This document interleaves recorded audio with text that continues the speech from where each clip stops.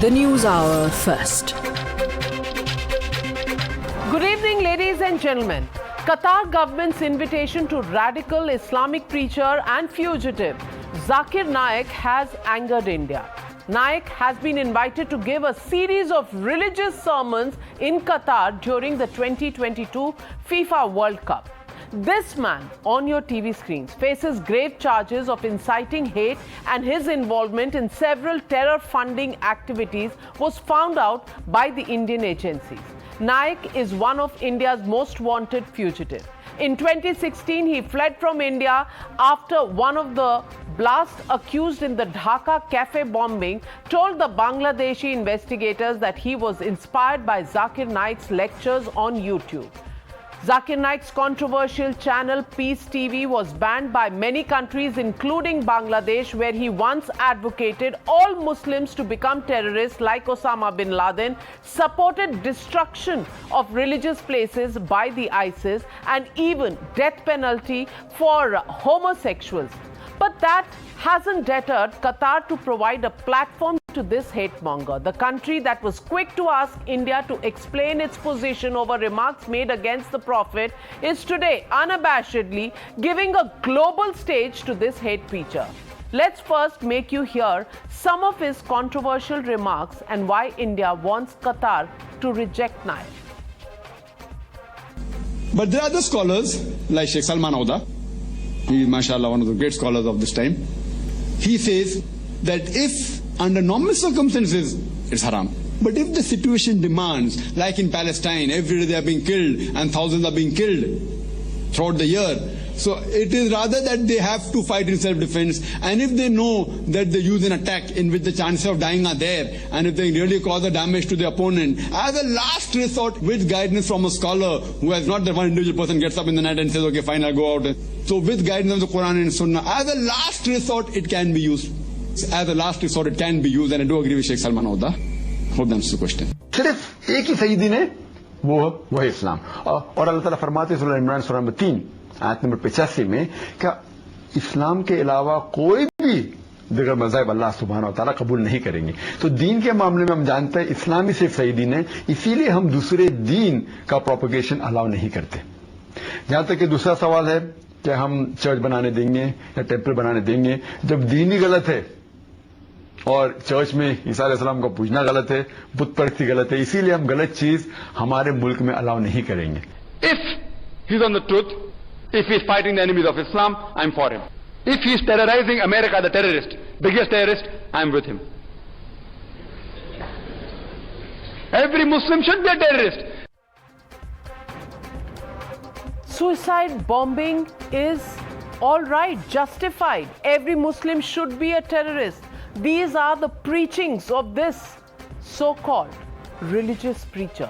Now, what's also problematic here is that the lobby in India that continues to preach the government over what's right and what's wrong has today chosen to stay completely silent over Qatar's invitation to Zakir Naik. Some in the past even went to the extent of calling him a messenger of peace, and today the very same lobby probably doesn't see anything wrong over Qatar laying out a red carpet for Zakir Naik. Listen in to Mr. Digvijay Singh. I am more worried about our 8 ex-Navy personnel who are languishing in Qatar. I hope that now the Vice President of our country is in Qatar. He will take it up with the Qatari government and get those 9 ex-Navy people released. We are not talking about them. अब ये तो एक political issue है कि Qatar देगा उसको या नहीं देगा, मगर अगर उनको उसको बुलाया है और वो लेजिटिमेट रीज़न से अपना वीज़ा पासपोर्ट सब उनके पास है, उसके बिना के ऊपर ट्रैवल कर सकते हैं, तो सरकार एट गवर्नमेंट लेवल उनके साथ बात करे अगर उनको तकलीफ है. मुझे क्या कहना होगा, मैं तो फुटबॉल देख रहा हूँ. जो लोग जाकिर नायक को देख रहे हैं वो देखते रहे, हम फुटबॉल देख रहे हैं. Well, the BJP has reminded the Congress party that its silence only tantamounts to endorsing the hate preacher. Listen in. There are two things. Just किसी ने कंडेम नहीं किया है, मौन धारण किया है और संस्कृत की प्रख्यात कहावत है मौनम स्वीकृति लक्षणम, यानी मौन स्वीकृति का लक्षण होता है, तो उसको मौन समर्थन दिया है। जाकिर नाइक के विषय में क्या कहा जाए, वो तो कांग्रेस के बड़े नेता दिग्विजय सिंह जी एलानिया पब्लिक मंच से शांति का मसीहा कह चुके हैं और आज तक उसके लिए भी रिग्रेट नहीं किया है। तो वो कांग्रेस का असली चेहरा, कि जो आतंकवाद की विचारधारा को पोषित करने वाला व्यक्ति जिसे शांति का मसीहा नजर आता हो, यह कांग्रेस का असली चेहरा है। So tonight, ladies and gentlemen, we are asking the question on whether the lobby in India is endorsing anti-Hindu hate. Is that why they're completely silent on Zakir Naik when they had problems on right-wing and their hate speeches? That's the question we're asking on the Newshour tonight. Slam Zakir lovers, that's the hashtag and the debate coming up on the other side. You're watching the News Hour First. Debate number 1 on Times Now. Super Prime Time. And joining me on the debate tonight, Dr. Anand Ranganathan, author, Sushant Sareen, Senior Fellow at the Observer Research Foundation, Tariq Fateh, columnist, Majid Haidri, political analyst, Anirban Banerjee, political analyst. But my first question goes to Tehseen Poonawalla. Tehseen Poonawalla, you remember? You remember the words of love presented by Mr. Digvijay Singh in 2012 when he called Mr. Zakir Naik a preacher of peace, jinki awaaz or jinki teachings should go to every corner of India? Is that why the Congress party today is at a loss for words? Because not one condemnation has come out, because FIFA gives a platform to Zakir Naik, a man who has said not just anti-Hindu speeches, but also anti-Christian speeches. I want to ask you tonight, why are you so quiet tonight, Tehseen Poonawalla? Not one single Twitter trend, not one single tweet coming from you. Why? In the history of independent India since 1947, I have never seen a weaker government in the center than this present union government. Zakir Naik, a hate monger and enemy of India, is in Qatar, and our vice president is playing dhol there, and the Indian embassy has not taken it up officially with Qatar. Anand is on this debate, so is Sushantji. Anand, you remember when our Hindu citizens were attacked in England, and rightly, Navika ma'am, you and Times Now took up the incident. The Honorable Prime Minister met Rishi Sunak at the G20 summit. Did he take it up with Rishi Sunak? No, he did not take it up. This is a weak government that caved into Qatar, that asked what happened on Nupur Sharma. The government caved in. You could have taken action on Nupur Sharma, but the government caved into Qatar. This is the weakest government. Ma'am, have you seen a packet of chips? The packet of chips is like big and heavy, but the minute you open it, all the hawa goes out. That is this Indian government. No spine. They should take on the issue of Zakir Naik. You are criticizing the opposition for something that happened in 2012. What happened in 2012? The opposition is paying a price. It's an opposition. Today, it's Mr. Modi's government in the center. Ask them to act. Ask the vice president to come back. Anand, I'm asking you honestly, if this was Osama bin Laden, Anand, would the vice president of America or the secretary of defense be there? I'm asking you this, Sushantji, and our vice president is playing drums there. Well. Tehseen Poonawalla calls the Indian government weak. And the man who just speaks, breathes the Congress party forgets to tell our viewers tonight that it is the same Congress party that calls Osama bin Laden as Osama Ji. The same Digvijay Singh who called a peace preacher the title that he gave Zakir Naik when he was on stage with him in 2012. And it is the same Congress party that got a donation from Zakir Naik's foundation of 50 lakh rupees. Rajiv Gandhi Foundation got this way back in 2012. So, Anand Ranganathan, who's weak?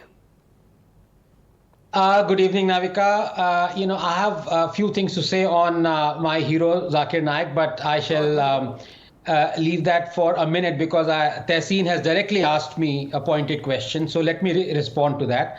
I think the truth is somewhere in the middle. This government, for all practical purposes, is schizophrenic.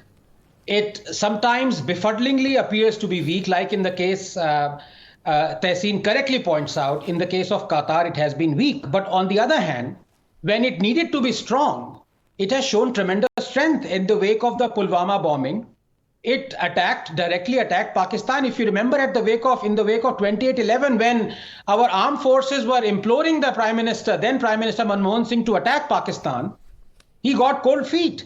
So, the truth is somewhere in the middle. It befuddles me. Maybe it is that so-called Chappan Kranti, as Cool Funny T-shirt says, or, master stroke or something. They actually are weak when they shouldn't be. I mean, why should they appear to be weak in front of all countries, Qatar? So Tehseen is right there. But at the other side, I mean, he's wrong that, I mean, at places when you expect this government to be weak, it shows tremendous strength. Now, can I please have a couple of minutes? Because I want to really touch the nub of this issue, which is Zakir Naik. So, Navika, my 1 minute has gone, but I beg of you 2.5 minutes to explain Zakir Naik. Can you please allow me to do that? Go ahead. Fellow Go Punjabi? ahead, Dr. Anand Ranganathan. Thank you, because this is where I must negate my good friend Tehseen, because Zakir Naik is my hero. He opened my eyes. He is not guilty either of radicalizing Muslim youth or inventing hate, because you do not radicalize or invent hate simply by quoting a book. He has been made a convenient scapegoat by Muslims who are Islamophobic. That is, they fear Islam. They fear to bring out the orders and the commandments of their holy book in its entirety on Jews, Christians, polytheists, homosexuality, apostasy, heresy, dress code, wife beating, blasphemy, because they fear being called illiberal and hypocrites. So they end up condemning and branding as radicals the Muslims who are faithfully following the fundamentals. They snare the fundamentalists and spare the fundamentals. Zakir is unapologetic about the fundamentals. Stopping Naik from quoting what is written in the holy book is like preventing me, Navika, from quoting what is written in Darwin's Origin of Species. We are just the medium. How are we guilty? One really wonders if the Muslims who criticize Zakir Naik even realize how utterly foolish and hypocritical they sound. Or perhaps they are putting to practice 328, the Taqiyya verse. Let not believers take disbelievers as allies except when taking precaution against them in prudence. Look, a practicing Muslim who believes in the Sharia and every single word that there is in the Holy Quran is a good Muslim. While a Muslim who drinks, fornicates, indulges in idle talk or music, supports Muslim women who reject the burqa, draws a portrait of whosoever he wishes to, marries a non-Muslim, is homosexual, gives equal share of inheritance to females, and is fine with all his fellow Muslims being all of the above, is a bad Muslim. Zakir Naik is a good Muslim. He believes resolutely in the Holy Quran and he quotes the verses precisely as how they are meant to be. Allah has defined who is a good Muslim or not. 33, 36, 3, 132, 8, 2, 49, 5. The point is, Navika, just 30 seconds. When Naik says, those who abuse Allah and His Messenger, Allah has cursed them in this world and the hereafter and prepared for them a humiliating punishment. He is only quoting 33:57. When he says, those who disbelieve in our verses, we will drive them into a fire, he is only quoting 4:56. When he says that a caste chronicling Kaun Jaat Hindu journalist, even though he is Muslim friendly, will still go to hell. He is only quoting 21:98. When he says polytheists are the worst of creatures, he is only quoting 96. Now, because just 10 seconds. So are you telling me Zakir Naik is preaching hate because he is quoting hate? Then have the guts to say so. Actually, please don't. I want your head to remain satisfactorily attached to your torso. Well, Dr. Anand Ranganathan, I know you've taken a route of, being extremely sarcastic in what you have spoken. But the question here is, when a certain individual said something against the Prophet, there was an entire ecosystem that went up in flames and questioned what was going on and why the government was weak. No one said anything against the Prophet. No one said anything against the Prophet. Quoting from a revered hadith. Anand Ranganathan. Anand Ranganathan. I want to add to something. What Nupur said, right, wrong, the law of our country would have decided. There was no need for this government to cow down before Qatar and Afghanistan and Pakistan. That was the allegation. I am sorry. I may disagree with what Nupur said. You had no business to cow down before Qatar, Afghanistan. Afghanistan will teach us how to be Dr. Anand Ranganathan, I am not somebody who's sitting in judgment. She made statements. There are allegations that, she spread hate. The courts are looking into it. The investigation agencies are looking into it. The final word hasn't been said. But it created such a brouhaha in India where the entire liberal ecosystem was up in arms saying that what kind of hate was being preached by these right-wingers. Tonight, I want to ask you, Tariq Fateh, the same individuals are completely silent and this deafening silence in India, do you find that surprising? Well, let me start by categorizing myself as a bad Muslim, so we know exactly what we are talking about. She said nothing against the Prophet. This was my fundamental concern. She merely quoted what Muslims quote to each other and justify their ill actions by quoting a certain. She simply exposed a problem within the Muslim faith and the Muslim community, which needs to be addressed, which has been addressed at least since the last 500-600 years. People have been killed, whether it was Halaj in Baghdad or people over here who've been beheaded simply because they said the same thing as Nupur said, which is that this has been Let's not repeat that. Invented. Let's not repeat that, Tariq Fateh, please. Okay, I won't. Yeah, because along with Nupur, there are cases against me, and I cannot allow you to say this on national television simply because Sartan se juda is a threat that goes to anybody who quotes. I won't. It'll be difficult for an anchor to anchor a show without a head. No. Yeah, that well, is all. That's probably the least of my problems if it was just a clean break between the head and the body. No. Here's my point. Even MBS, the current ruler of Saudi Arabia, has gone and said that something written 200 years after the Prophet had died and the Quran had been recopied and reissued, I'm not going to comment on those things that were man-made. 90% of everything that consumes and destroys the Muslim community, specifically in the Indian subcontinent, is that crap that comes out of Deoband. The entire Taliban comes out of that. So the teachings that are being taught within the subcontinent, primarily Deoband, are damaging the same community that upholds them. So we have a certain situation where even the people who are willing to help us, we consider them as enemy number one. We have lost the ability to understand who is friend and who is foe. So in this case, we need to simply be quiet and say, what exactly is the problem here? Why are we getting worked up about something that doesn't affect us, that is merely a discussion that most educated Muslims have in their homes, at the places of worship? There's a heated discussion going on. There's even 2 civil wars going on in Yemen and Syria over the same issues.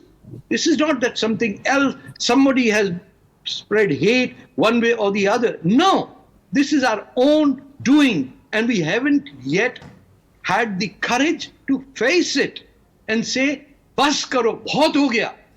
Ab Dunya chapti nahi hai. How else can I explain to anyone that God may think it is flat, but we know it is not flat? Well, that's the only thing. And communities that cross that line and say, हाँ ठीक है, दोनों चीजें ठीक है, चलता रहने दो, गर्दन कट जाती है. That slogan is from India. ये सरतन से जुदा. It didn't come from some Islamic mad country. This is an invention of India. वहां पे मारे जा रहे हैं लोग, गर्दन काट रहे हैं, and people are threatened to be killed simply because they express a point of view. And that's the only place where Musliman can speak the truth. And today, ironically, Tariq Fateh, they don't have a word to say. Today, they don't have a voice to protest. And I want to ask Mr. Majid Haidari, why is there no protest? Why is there such stunning silence across this ecosystem, which was up in arms, just a short while ago? And if a hate speech is unacceptable, and if you call what was said as hate speech, then why are you not using the same yardstick to talk about Mr. Zakir Naik? Can you actually endorse the words that he says, that every Muslim should become a terrorist, every non-Muslim should be killed? And can you endorse the fact that he says that suicide bombing is actually justifiable for the cause that it is being done? I want to ask you, Majid Hydari, where do you stand on that? Well, Navika Sahiba, firstly, it's not a day of protest. It's a day of celebration. So I'd say happy and congratulations on the FIFA World Cup 2022, that too in its Daru Mukt version. See, the reason why... No, it's not a day of celebration. Did I interrupt you? Did I interrupt you, please? No, this is not a day of celebration. This is a day of mourning. No, it's a day of celebration for the world. It's the most popular game, please. Navika Sahiba, I didn't interrupt anybody. I too should get a fair chance. $40 was paid to the delegates. This is a slap in the face of football. What slap? And Islam. That they paid Tariq Saab, please mind your language and don't interrupt. Don't be so indecent on the show. I didn't interrupt you. You were making a lecture for 5 minutes. I didn't interrupt you. Please show some decency on the show. This is India, please. Well, all right. What's the point you have? What's the point? I have Navika Sahiba, I have a simple point. The main reason why our Honorable Vice President, on behalf of our government, our nation, shared the dice and shared the celebrations with Dr. Zakir Naik is because Dr. Zakir Naik has been the victim of media trial witch hunt in our country. There are no cases of terror against him, no cases of violence against him, no case of murder, no case of rape, no case of extortion, no case of bank robbery. The only two allegations he faces: one, money laundering, and two, the slip of tongue. I don't know why everybody is hell-bent to call him a terrorist. Slip of tongue. Majid Hydari, that every non-Muslim is a kafir and should be killed is a slip of tongue. And that Hindu temples and Christian churches should be destroyed is a slip of tongue. And the fact that suicide bombing is justified is a slip of tongue. I don't know where you come from. I don't know where you come from and what your mind is made up of. And I don't know what education and what religion you follow. But you call this a slip of tongue. Sushant Sareen is the allegation against Zakir Naik only about a slip of tongue? Exactly, because to err is human. Hold on, your name is not Sushant Sareen. If it was only about Navika, if it was only about a slip of tongue, then perhaps Zakir Naik's tongue slips hell of a lot, virtually every day. Every sermon, his tongue keeps slipping. So I don't think it's a case of slip of tongue. I think it's a case of pure hate speech. Maybe as Anand says that, well, he's quoting from the scripture, I don't know. But frankly, even if he's quoting from the scripture, I don't think that's justified, simply because I can, quote you stuff from the Old Testament and from other scriptures, which probably are even more blood-curdling. People don't quote these anymore, simply because in the world in which we live today, these are not acceptable anymore. So I think while Anand does make his point, I don't entirely agree with him on this good and bad. Otherwise, the whole Christendom is bad, the whole, Jewry is bad, everybody is bad that way. So I don't entirely agree with that particular point. I think on the more substantial question, one, there are very serious charges against Zakir Naik, including, covering fire to terrorism, including hate speech, including money laundering, a range of other charges against him, first and foremost. Number two, he's not only banned in India, he's banned in many other countries, including some Muslim countries and including European countries. So there is a clear problem with the man. Number three, if this is a World Cup, it's a celebration of football, why should a preacher be called to proselytize out there? And that also a preacher as controversial as this character.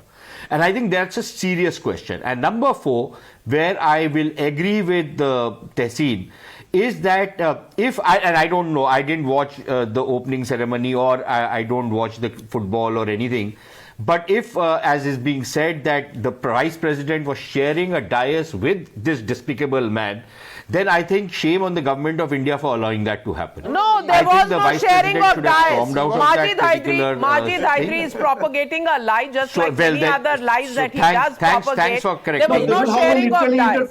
He has gone to Qatar for possibly the No, I am not going to go after literal. Navika, I will not go after literal interpretation. Thanks for clarifying. So, but even otherwise, I think this was an opportunity for the vice president, because after all, it was the previous vice president, who had been treated somewhat shabbily by the Qataris. Yeah. I think it would only behove the current vice president to correct that by making a very strong protest with the Qataris that, number one, an absconder has been invited and made a guest by the Qatari government, which is not acceptable to India. But more importantly, I think what Tehseen makes, while you have diplomatic niceties to maintain, you have all sorts of other things. But there are things that India can do to stop or make its point. For example, as Rahul Shivshankar calls the Jaljeera channel being run by these guys, why can't we stop the Jaljeera channel in India? Why do we have to keep giving them landing rights? There are a range of other options that can be exercised, even though you do not, create any kind of a diplomatic incident, you do not break diplomatic relations. There are a range of options which are available to show your displeasure and make it very apparent. And I think the government of India would be remiss if it does not do that. Absolutely. Why has the government not objected so far? But Anand Ranganathan, many people have a problem with your opening remarks, as does Sushant Sareen and myself, on everything coming in from the scriptures, as you said, and that's not entirely true. No, I need to explain that with due respect to both my Punjabi friends, you and Sushant Paji, because the fact that 2 points I want to make, and in fact, Tariq Fataji would back me on this. Very, very simple points. One, all religions are not the same. And number two, the religions that Sushantji has mentioned that also have really, violent and hateful verses in their scriptures have had tremendous reforms. So I can, on national television, even though I am not a practicing Hindu, I can say, you want to burn Manusmriti? Burn it. A Christian can say, you want to burn the Old Testament? Burn it. No Muslim can say, you want to burn the holy book? Go ahead and do it. Secondly, if you look at all the verses that all the Muslims are obligated to follow and ordered by Allah, you would see that most of their lives are led by still those verses. So, for example, do Muslims drink? No. It's written in the Quran. Do they eat pork? No. Do they marry non-Muslims? 99.9% don't. Is homosexuality condemned? Yes. So, all those verses that are supposedly violent or hateful or telling them what to do and not to do are still followed. Every verse of Quran is sacred. Will Majid Hydari every verse of Quran is sacred. Will Majid Hydari Anand bhai, I agree with you. Answer this question. Answer this. I agree with you. Every verse of Anand, may I just correct you one thing? Every verse Majid, of 1 second. One at a time. Majid, 1 second. I ask a very simple question. I ask a very simple question to Majid Hydari. Okay, what's your question? I'm responding to you. The question is, No, Majid Hydari. No, please wait. Listen to me. It's a very simple question, my dear friend. Very simple. Self-explanatory would be the answer. Quran says, do not eat pork. I ask you, do you or do you not eat pork? Yes or no? I'll never eat pork because every verse of Quran is sacred to me, and that is ultimate. So the fact of the matter is, some religions, that is why some religions can dump their holy scriptures. Muslims are obligated never to. Muslims can never ever condemn a single verse of Quran. Exactly. That's Tehseen, are you a good Muslim or a bad Muslim, as Tariq Fatah stated? Can you actually have a choice which is not dictated by the Quran? If he is a Muslim to begin with. Yes, because Anand, where I disagree with you, and I think Sushant will agree on me, Sushant will agree with me, and we've had this chat on Twitter Spaces, Islam has also seen a lot of reforms. It's not a homogeneous religion as it's made out to be. It's not, come and see my mum. It's a very reform. There are many reforms. Please, Anand, Is what somebody makes, food choices cannot be the barometer of how you judge somebody. For example, there's kosher food. That's not the barometer. The barometer is, like Sushant ji rightly said, have you moved into what is a modern interpretation? And Islam has. That's not the issue. I only want to ask you one thing. When Zakir Naik comes out and says that any non-Islamist, any non-Muslim should be killed, is that a reformed Islam? No. Is that what Islam teaches? He's not an Islamic preacher. He's a hate preacher. He does not preach Islam. And he should be dragged from Qatar and got here. I am ashamed that this government is not. So then why did the Congress party accept 50 lakh rupees? Power for the last 10 years. Now Modi is in power. बोलो ना उनको करने हैं. No. बाहर है उनको अब 2012 का पूछ रहे जो 2022 में सत्ता में उनको अरे भाई मोदी जी को आप हेट स्पीच को कंडोन करने वाला कहते हो, जाकिर नायक को आप कुछ नहीं कहते, आप उनसे पैसे लेते हो, आपके डबल स्टैंडर्ड्स क्या हैं? I am saying the people of this country rejected the Congress in 2014. Now you have the strongest prime minister in the world, in the universe. Ask him to act. I am asking, can the Indian embassy in Qatar at least give a letter that this man is not accepted? That's all I'm asking. Well, Congress was rejected. He's in power. Well, all right. The government, whether it has done or will do or not, is a separate matter. I want to ask you, why have you not raised a stink? Because you say that Zakir Naik is a hate preacher. At least on that you agree with me. Absolutely. Then where, a man who tweets, I think 50 tweets a day, why not one tweet condemning this? Lots. And in fact, in the past, when Congress was Not in power, one. This Zakir Naik... Quote one today. I'm telling you. This Zakir Naik said what clothes women should wear while playing tennis. I thought a guy is a joker. आज क्या tweet किया आपने? Continuously. आप quote करता हूँ continuously. आप पढ़ लीजिए मेरे tweets. He's a hate monger, hate preacher. Continuous मेरे tweets. Today, have you condemned Qatar? Have you condemned Qatar? Yes. Read that tweet. Say that I condemn the Republic of Qatar for allowing this fellow Zakir Naik on its land. I've quote tweeted and replied to somebody, the day I am in government, I will show you what it is. My ambassador and my embassy should have raised the issue with this about a hate preacher Zakir Naik at Qatar, and I would have not bowed to the pressure from Qatar. I've tweeted it. Sorry. I've tweeted it. Not one condemnation, not one thing about Qatar. Fake preacher Zakir Naik is at Qatar 2022. Well, I want to ask Anirban Banerjee. And Anirban Banerjee, my question is very simple. Do you think there should be religious preachings and sermons going on when there is a world sporting event that is on? Now, when cricket is going on, should dharam gurus go there? Should the Pope come from Vatican and give sermons on Christianity at, let's say, let's say the tennis match at Wimbledon? Should he be doing that? and therefore, at FIFA, what is the place that Zakir Naik is being given? And such a controversial man, I'm not saying it. Bangladesh is saying it, Sri Lanka is saying it, that it is his preachings that have led to terror attacks in their own country. I want to ask you.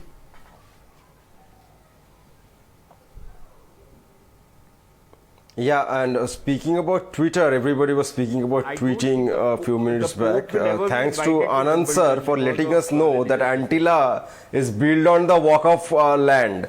We didn't know that. Thank you, sir. And on to your question now, I absolutely disagree. Even Central Vista is on Waqf land. Okay. So yes, I absolutely disagree with the idea that any religious leader should be invited to a sporting event, let alone somebody as controversial as Mr. Naik, to preach whatever they want to preach. I don't agree with that idea. Having said that, in this case, Qatar is a foreign country, it's a sovereign country. It had called on our ambassador, had issued its protest against you know who.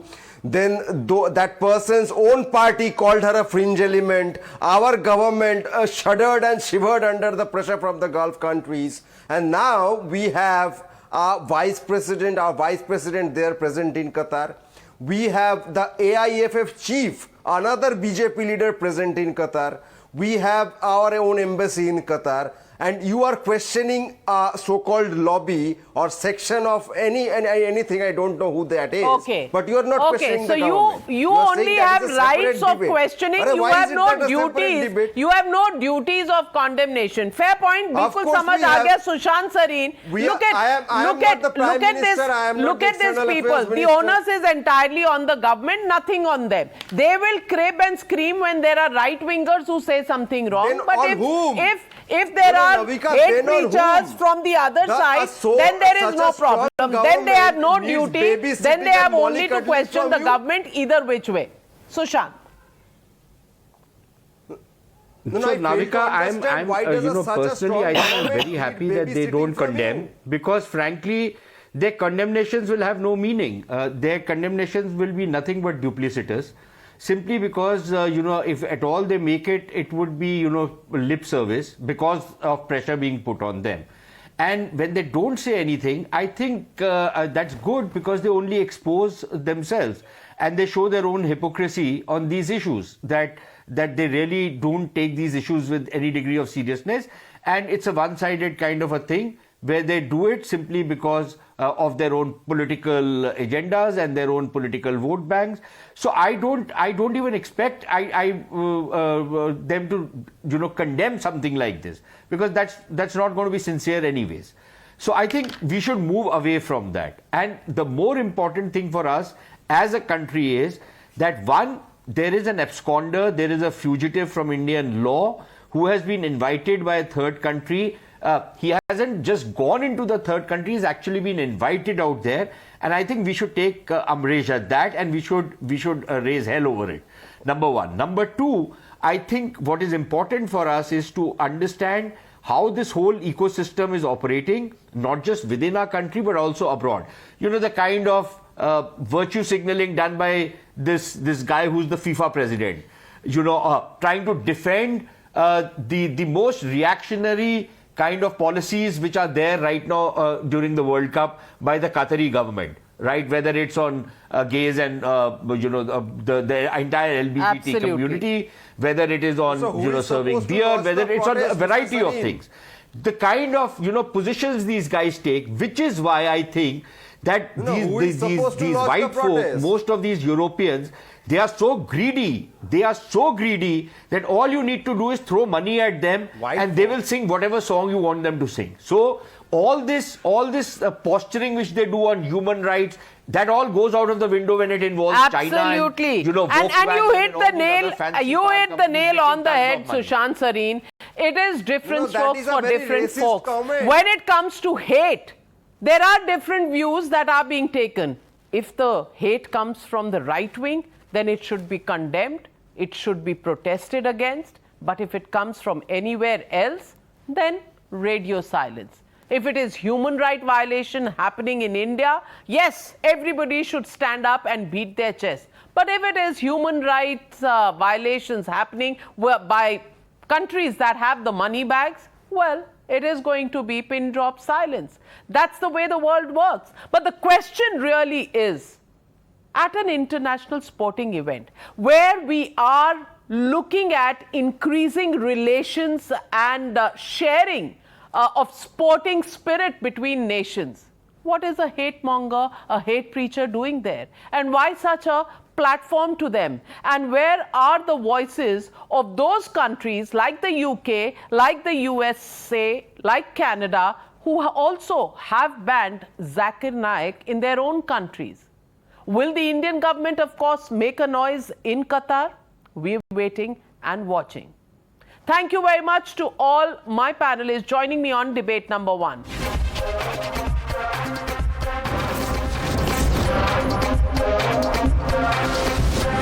The News Hour first. We'll be right back after the break.